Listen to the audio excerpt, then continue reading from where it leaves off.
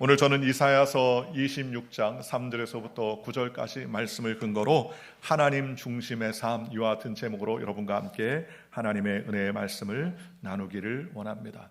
우리가 살아가는 이 세상은 점점 발전되고 과학이 발달되고 있습니다.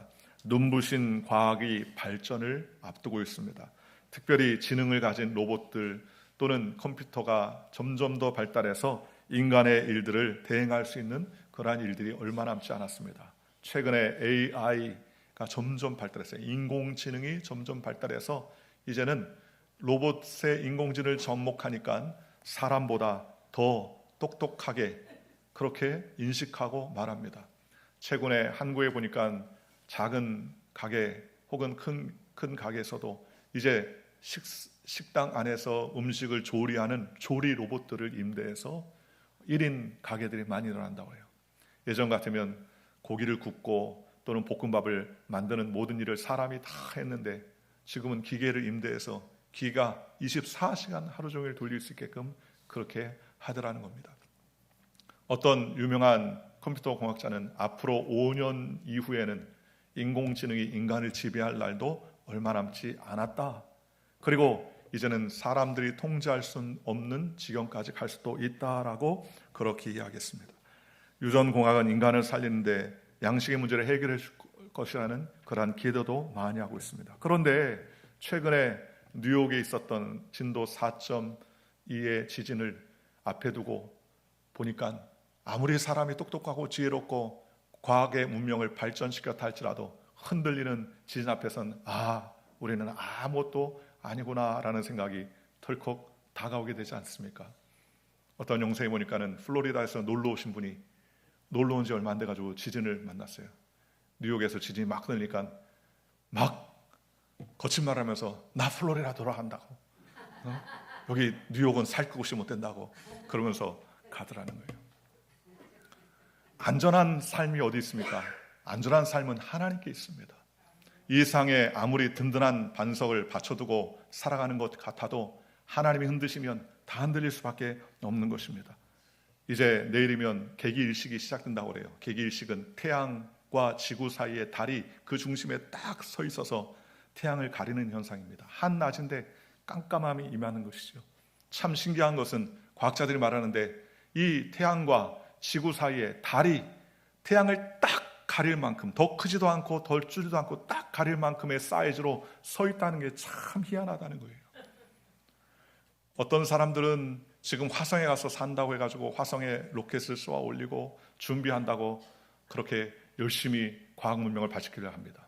그런데 한 가지 해결하지 못한 것은 화성에는 대기가 없어요. 수많은 유해 광선들이 날아옵니다. 우리 지구에서 사람이 안전하게 살 수 있었던 이유도 우리 이 지구에 자기장이 있어가지고 태양풍이 몰라치면서 상당히 많은 방사선의 유해 물질들을 자기장이 보호해주고 있기 때문입니다. 북극 쪽에 가면 오로라가 팍 펼쳐지는데 그 오로라가 그 방전화돼서 이 유해한 그러한 입자들이 날아오는 것을 자기장이 막아주기 때문에 나타나는 현상 아닙니까? 그러니 희한하죠. 지구가 1도, 2도만 옆으로 누워 있다 할지라도 더 살 수 없고 또 다시 1도, 2도나 다시 서 있으면 살 수 없는 지경입니다.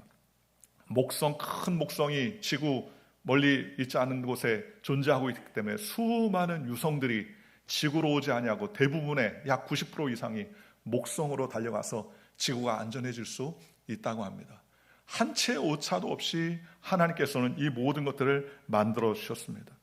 우리는 일생 가운데 존재가 어떠합니까? 우리는 연약한 존재입니다. 야고보서 4장 14절에 너의 인생이 무엇이냐? 너희는 잠깐 있다가 없어지는 안개니라 라고 성경은 말씀했습니다. 잠언서 27장 1절에는 성경이 이렇게 말합니다. 너는 내일 일을 자랑하지 말라. 하루 동안에 무슨 일이 일어날지 내가 알 수 없습니다 라고 성경은 말했습니다. 우리가 아무리 건강해도 하나님이 우리를 지켜주지 아니하면 나의 앉고 일어섬이 아무것도 아닐 수가 있게 되더라는 것입니다. 그렇다면 우리는 어떤 인생을 살아야 되겠습니까? 첫째로 우리는 모든 근원의 존재이신 하나님을 우리의 마음 중심에 섬기는 믿음의 백성이 되시기를 주님의 이름으로 축원합니다. 성경은 창세기 1장 1절에 태초에 하나님이 천지를 창조하시니라 라고 말씀했습니다. 어떤 종교들은 그 출생의 비밀을 이야기합니다. 석가모니는 어떻게 태어나서 어떻게 살았다라고 그 출생을 이야기하지만 우리 하나님을 믿는 백성들의 성경은 하나님이 계시다 안 계시다를 따지지 않습니다. 창세기 1장 1절에 태초에 하나님이 천지를 창조하셨다라고 선언하고 시작하더라는 것입니다. 철학자 칸트나 라플레스는 우주의 생성에 대해서 성운이 가득 찼다 식었다를 반복하면서 우주가 되었다라고 말합니다.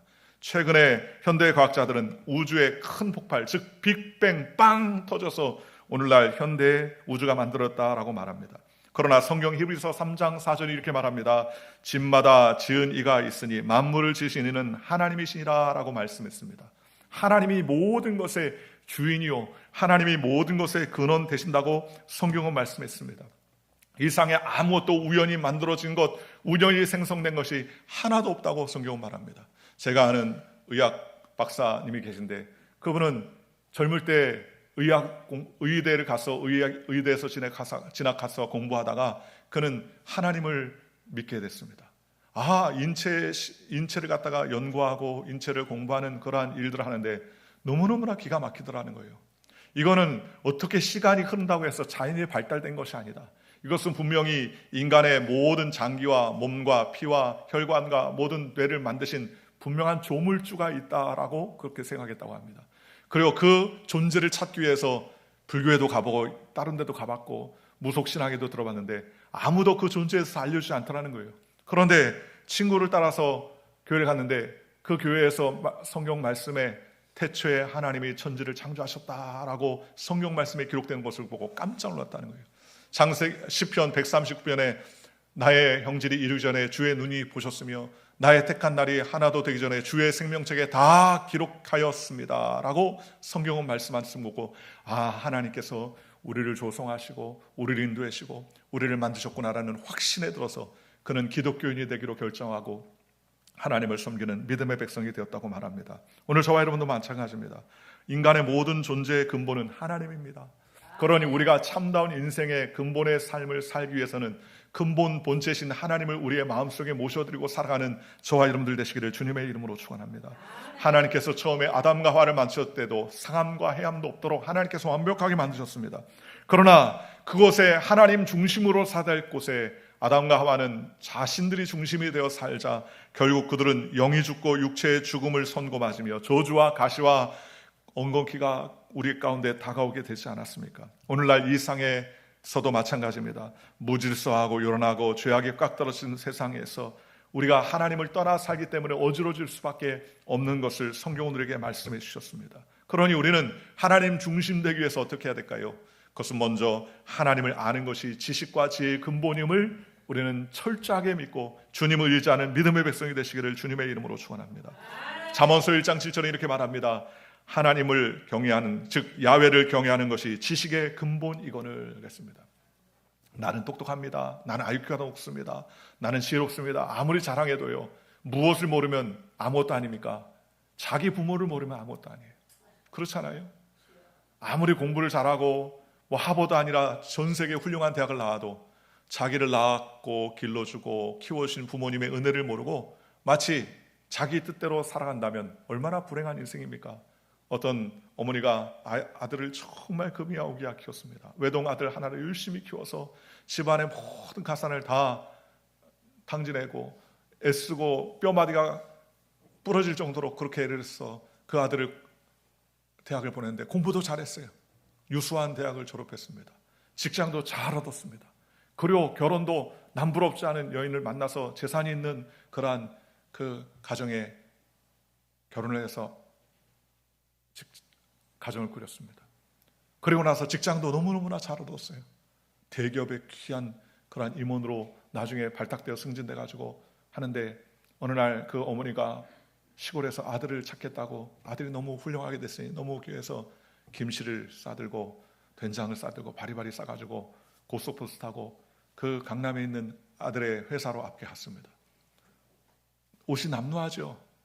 그래서 당도했는데 그 집에 그 회사의 앞에 문 앞에 경비원이 누구를 찾으러 왔습니까? 그랬더니 이 회사의 임원인 아들을 이야기합니다.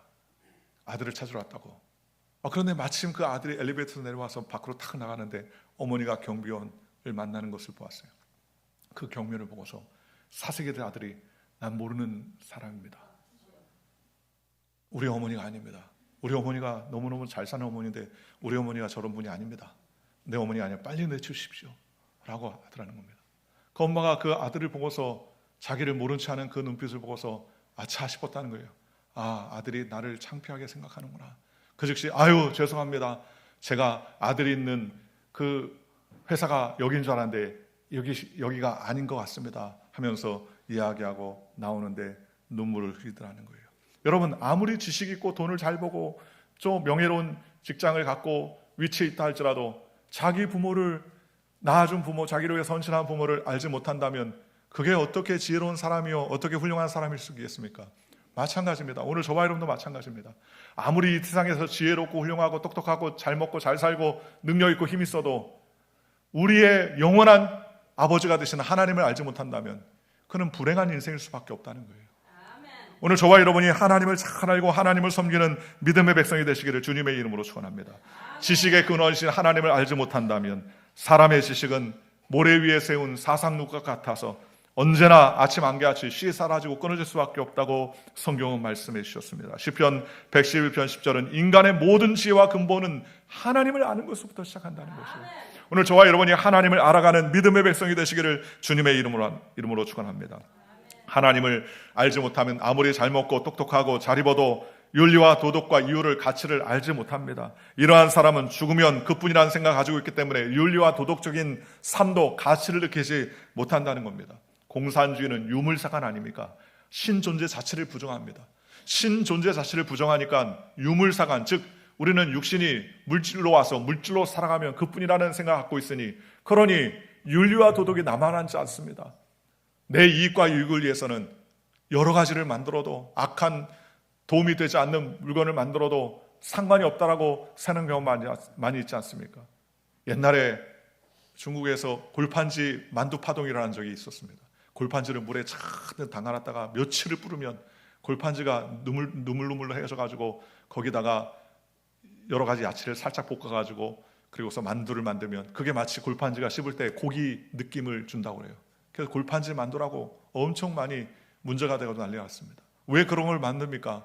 윤리와 도덕이 땅에 떨어지겠습니다. 죽고 나면 그뿐 없어지는 것이라고 생각하니까 윤리와 도덕적인 삶을 살지 않습니다. 내가 돈 벌면 괜찮다고 생각을 한다는 것입니다. 그러니 우리는 우리의 삶의 모든 것이 하나님의 것임을 우리는 기억하며 하나님께 나아가는 저와 여러분들 되시기를 주님의 이름으로 축원합니다. 주님 앞에 나가면 하나님께서 우리의 삶을 책임져 주시고 은혜 가운데 살아갈 수 있도록 하나님께서 긍휼과 은혜를 베풀어 주시는 것입니다. 또한 주님을 의지하는 믿음의 삶을 살면 우리의 삶의 모든 것이 제일 시작과 제일 원인이 하나님 것임을 믿음으로 고백하는 저와 여러분들 되시기를 주 예수의 이름으로 간절히 축원합니다. 하나님이 모든 삶의 제일 원인이라고 가장 간절하게 외쳤던 사람이 바로 다윗이었습니다. 다윗은 그런 고백하기를 야훼는 나의 목자 되시니 내게 부족함이 없으로다 그랬습니다. 내가 돈이 있으니까 부족하지 않다. 나 통장에 잔고가 많으니까 부족하지 않다. 나 명예 있고 빽 있으니까 부족하지 않다. 이렇게 말하지 않았습니다. 다윗은 야훼 하나님이 내 목자가 되시니 나는 부족함이 없다라고 그런 고백했습니다. 즉 나의 삶의 모든 원인자의 시작이 바로 하나님이 되시기 때문에 나는 결핍의 존재가 아니라 충만의 존재라고 그렇게 고백하며 살 수가 있었다는 것입니다. 이와 같은 믿음을 사니까 하나님께서 그에게 복을 주시고 은혜를 베풀어 주셨다는 것입니다. 첫 번째 원인이 하나님이라는 의미의 제일 원인, 제1운동자라는 말은 중세 신학자 토마스 아퀴나스에 의해서 고백된 말입니다. 신학대전이라는 책에 나오는 말인데 15, 16세기만 해도 대부분 하나님이 우리의 삶의 제일 원인자라는 말에 동의하지 않는 사람이 없었습니다. 그런데 요즘은 그것을 부정합니다. 하나님이 어디 계시냐는 거예요. 하나님이 내 삶의 주인이시라는 것을 인정하지 않는다는 것입니다. 그래서 첫 번째 원인이 하나님이 아니라 내가 되는 것입니다. 그래서 내 중심으로 살아가는 거예요. 예를 들면 사르트르의 실존주의 철학에서는 실존은 현실로 눈에 보이는 것들이고 본질은 보이지 않는 것이라고 얘기합니다. 그런데 보이지 않는 것보다 더 중요한 것은 실존이라고 이야기하는 거예요. 원래 본질이신 하나님의 목적과 이유를 주신 분이라면 그 다음에 눈에 보이는 실존, 즉 현실의 것들이 나타나는 것이 있습니다. 예를 들면 생각해 보십시오. 앉으려는 보이지 않는 목적이 있어요. 여러분들이 서 있다면 피곤하니까 앉으려는 의지와 목적을 가지고 있다면 그 목적에 의해서 무엇을 만듭니까? 의자를 만들지 않습니까? 의자라는 실제 존재하는 존재를 목적, 즉 보이지 않는 본질 때문에 실존을 만듭니다. 그런데 의자가 실존이고 그 실존을 만든 것이 본질인데 본질이 눈에 보이지 않는다고 실존주의 철학자들은 본질은 실존을 만들기 위해서 사람이 가상으로 만든 것이라고 주장합니다. 그러니 진짜는 실존이요 본질이 아니라고 생각하는 것이죠. 진짜는 눈에 보이는 현실, 즉 나밖에 없다고 이야기합니다. 그래서 하나님을 지어버리는 것입니다. 오늘 아침에 제가 뉴스를 보니까 독일에서 대마초를 공식적으로 합법화시키려고 제정을 한다고 해요. 이유는 뭐냐? 대마를 합법화시켜서 모든 사람이 대마를 들고 다니고 그렇게 피울 수 있게 하면 경제적인 굉장한 부흥이 일어날 것이라고 생각한다는 거예요. 아무리 그렇게 해도 이익과 유익과 경제의 부흥을 위해서 모든 사람들이 대마를 위해서 먹고 마실 수 있게끔 합법화한다면 그건 온전치 않지 않습니까? 즉 눈에 보이는 현실 때문에 나밖에 없다고 생각을 하고 보이지 않는 하나님을 지워버리는 것입니다. 즉 하나님을 지워버리고 보이는 현실, 즉 나만을 바라보게 되면 사람에게 두 가지가 나타나요. 하나는 욕심과 두려움만 남게 됩니다. 그래서 창세기 3장부터 인간의 역사는 그 싸움 아닙니까? 인간이 스스로 하나님이 되어서 바벨탑을 쌓고 하늘을 찌르듯이 탑을 쌓고 그들이 우상이 되고 욕심이 되자 결국 그들은 넘어지고 자빠지고 깨어지지 않습니까? 풍요라는 욕심을 채우고 싶어서 애굽에 소라는 우상을 만들고 비가 안 온 등의 어려움을 피하기 위해서 바알과 아사라를 섬깁니다. 결국 하나님이라는 본질이 없이 눈에 보이는 실존을 따라가 허무와 무의미와 좌절에 빠져 헛된 인생을 살다가 지옥에 가는 것 아니겠습니까? 성경은 하나님이라는 본질이 실존보다 더 중요하다고 우리에게 성경은 말씀해 주지 않습니까? 그러니 우리는 하나님을 쫓는 인생이 되시기를 주님의 이름으로 축원합니다. 오늘 성경에 우리에게 말씀해 주시기를, 오늘 성경에 뭐라고 말씀하십니까? 주께서 심지가 견고한 자를 평강하고 평화하도록 지키시리니 이는 그가 주를 의뢰함이니라. 너는 야훼를 영원히 신뢰하라. 주 야훼는 영원한 반석이심이라 라고 말했습니다. 우리가 신뢰할 분은 영원한 하나님이십니다. 하나님만이 신뢰할 반석이요 대상자가 되신다고 성경은 말씀해 주셨습니다. 그러니 우리는 주님만을 의지해야 돼요. 너는 높은 데에 거주하는 자를 낮추시며 소순성을 헐어 땅에 엎으시되 진토에 미치게 하셨도다 그랬습니다. 아무리 높은 데 거주해도 하나님이 땅을 흔드시면 그 높은 건물이 무의미합니다. 대만에서 일어난 7.2의 진도를 보니까는 그 영상을 보니까 큰 건물이 흔들리더니 우르르 넘어집니다. 그 앞에 있는 차들이 혼비백산해서 차를 버리고 도망갑니다. 산에 산사태가 나서 돌멩이가 탁구공 굴러가듯이 툭툭 떨어집니다. 그 차에 차를 쾅 치니까 차가 휙 돌아갑니다. 아무리 높고 또 강한 건축물이라 할지라도 하나님이 흔드시는 그 터전 앞에서 그 누구도 자신을 자랑할 수 있는 자가 아무도 없다는 거예요. 오늘 6절에 보니까 발이 그것을 밟으리니 곧 빈궁한 자의 발과 공핍한 자의 걸음이 이르다 그랬습니다. 공핍하고 부족한 자지만 하나님께서 세우시면 그 높은 건물들 위에 발을 밟고 설 수 있도록 하나님께서 함께 하신다는 것입니다. 그러니 우리는 하나님만을 높이는 제일 원인자가 하나님이심을 고백하며 주님께 영광 돌리는 저와 여러분들 되시기를 주님의 이름으로 축원합니다. 구약 성경에 이스라엘을 점령했던 제국 아수르가 망하고 바벨론이 무너질 때 이스라엘이 강해서 무너졌습니까? 아니에요. 하나님이 함께 하셨기 때문에 망한 것입니다. 이스라엘은 하나님을 붙들고 의지했는데 하나님이 그 모든 것을 행하신 것이죠. 하나님의 일을 모든 것을 행하신 것이었습니다. 요셉은 자기가 원인이 되어서 애굽의 총리가 되었습니까? 아니에요. 그가 똑똑했었나요? 지혜로웠었나요? 능력이 있었나요? 빽이 있었나요? 아닙니다. 그가 빽을 잡고서 술 따르는 관원장, 떡 구는 관원장의 빽의 줄을 잡았지만 그들은 기억도 하지 않았다고 그랬습니다.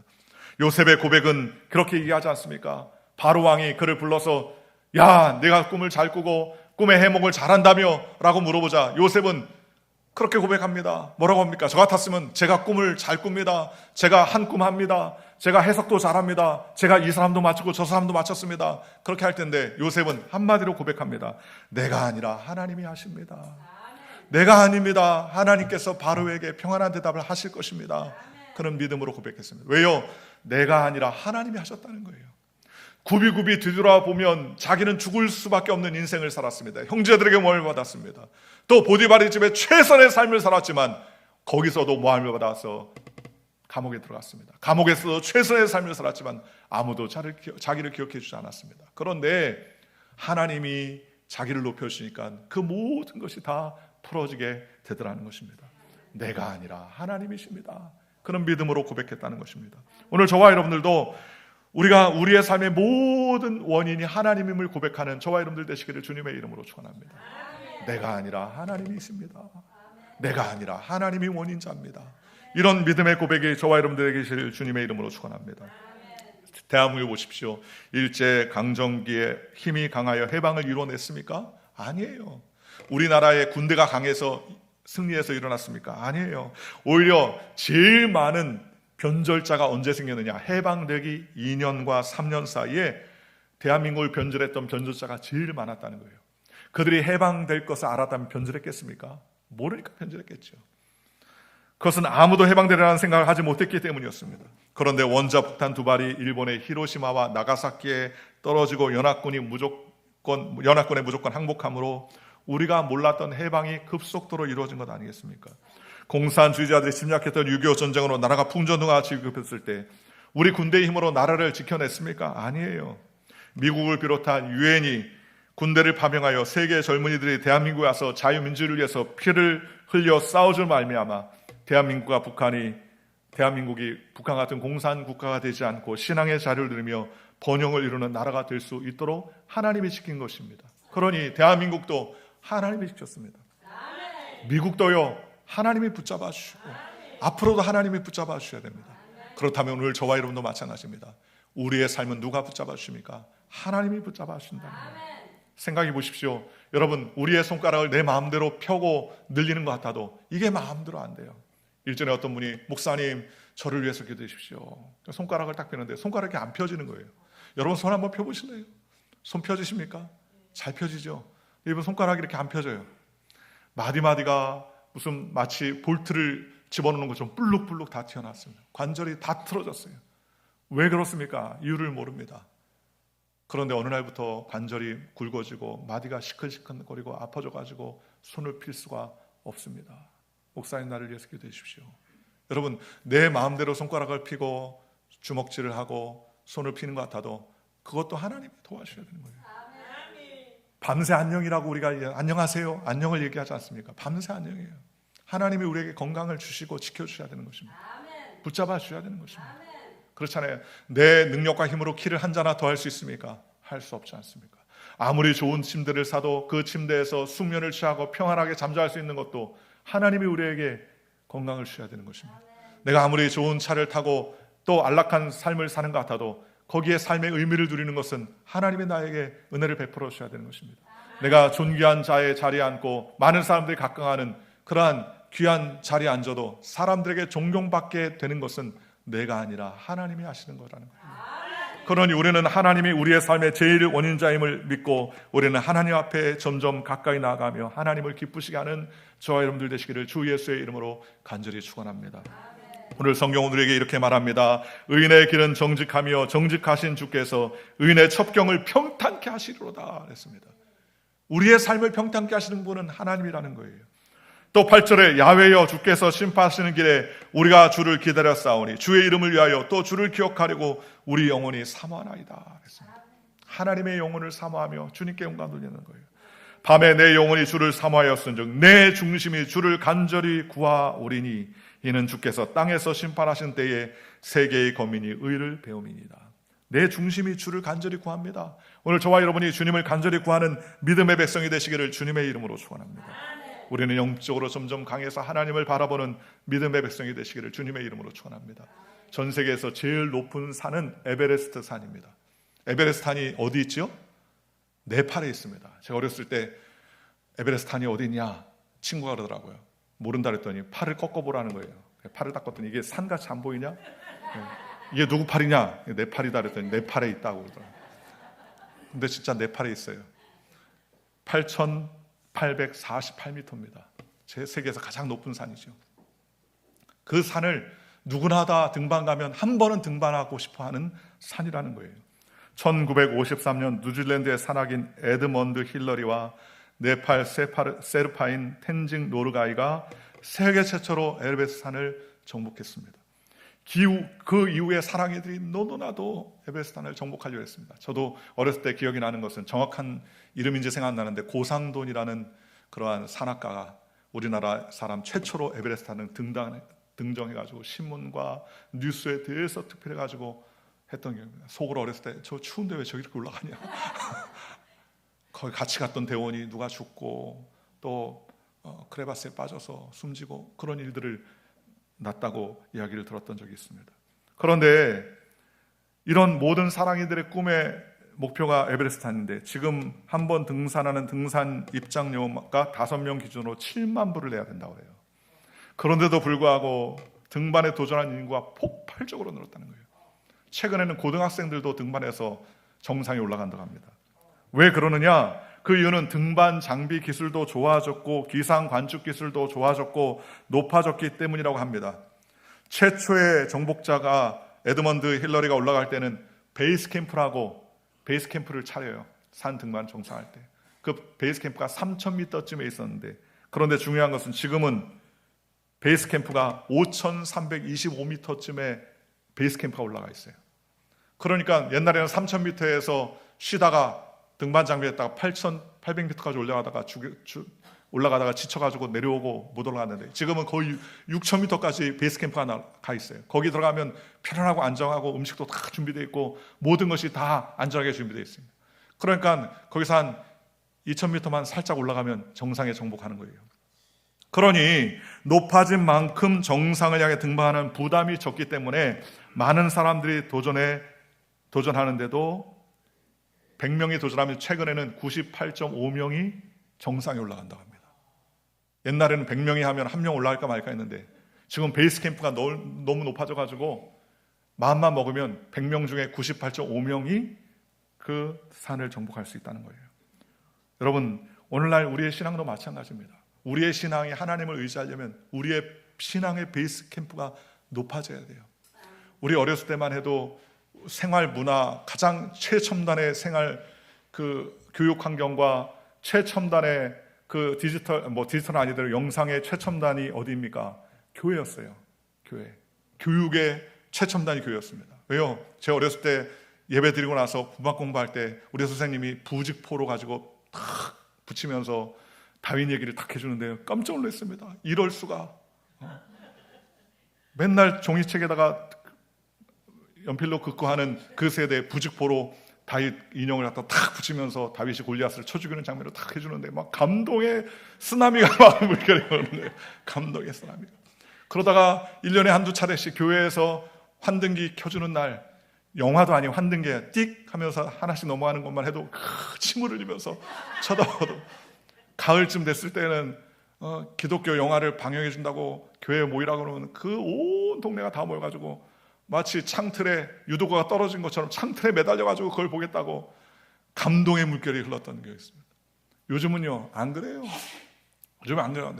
꼭 교회 굳이 오지 않아도 세상에 좋은 것들이 얼마나 널려 있습니까? 그렇지 않습니까? 옛날에 교회 다닐 때는 선풍기나 에어컨이 없어도 선풍기 하나 땀을 뻘뻘 흘리면서도 기쁘고 즐거워했는데 요즘은요 여러분 집안에서 선풍기만 안 나오십시오. 선풍기가 고사하고 에어컨만 안 나와보십시오.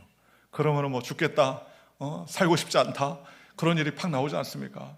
우리 교회에서도 에어컨을 잘 넣어놨는데 몇 년 전에 에어컨이 탁 나와가지고 막 80도, 90도까지 올라가니까 막 이러면 안 됩니다. 죽을 것 같습니다. 그러지 않습니까? 세상의 문화나 온도는 환경은 베이스 캠프가 점점 높아지는데 우리의 신앙의 베이스 캠프는 저 밑에 내려가 있다면 우리는 하나님 중심으로 살기가 매우 어렵습니다. 우리의 삶의 승리는 우리의 신앙의 베이스 캠프를 자꾸 높여야 돼요. 신앙의 베이스 캠프를 높이는 방법은 다른 것이 없습니다. 영적 베이스 캠프는 먼저 예배의 생활을 높이는 거예요. 말씀의 생활을 높이는 거예요. 기도와 봉사의 생활을 높이는 것입니다. 전도의 생활을 바르게 하며 나의 영적 베이스 캠프를 자꾸 높이면 우리는 하나님과 동행하는 믿음의 삶을 살 수 있게 되는 것입니다. 다니엘이 힘들고 어려운 사자굴에 들어갈 수밖에 없는 환경에서도 그는 낙심과 좌절하지 않았던 이유가 그는 영적 베이스 캠프를 매일같이 하루에 3번씩 창문을 열어놓고 하나님께 기도하며 하나님 앞에 베이스 캠프를 높여갔습니다. 그러니 환난이 와도 하나님 감사합니다. 하나님 감사합니다. 지금까지 켜주신 하나님, 앞으로도 지켜줄 것을 확신합니다. 그러면서 당당히 들어왔어요. 가서 살려주세요. 나를 한 번만 살려주세요. 사자 저 너무나 무섭습니다 하면서 구걸하지 않았습니다. 오히려 그는 하나님 앞에 기도하고 내 일생의 모든 것 주님 덕분이었습니다. 감사합니다 하면서 달려왔습니다. 사드락 메삭 아벤노를 보십시오. 극렬히 타는 불불에 집어넣기도 하고 위협하고 금지상에 절하라고 하는데도 불구하고 왕이여 왕은 만세스럽소서 우리가 섬긴 하나님이 능히 우리를 건져주시겠거니와 그리하지 않아도 우리는 하나님을 섬길 줄 왕은 없어서라고 담담하게 그는 불꽃 타는 불꽃 가운데로 그 안에 들어가지 않습니까? 왜 그렇습니까? 갑자기 그가 믿음이 충만해졌습니까? 아니에요. 현실 삶에서 매일매일마다 하나님께 예배하고 말씀을 듣고 기도하는 영적 베이스 캠프가 높아졌기 때문에 어떠한 어려움이 와도 나는 하나님만을 섬깁니다.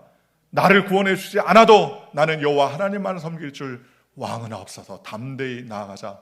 하나님도 감동하여 그 불꽃 가운데 주님이 함께 하시자.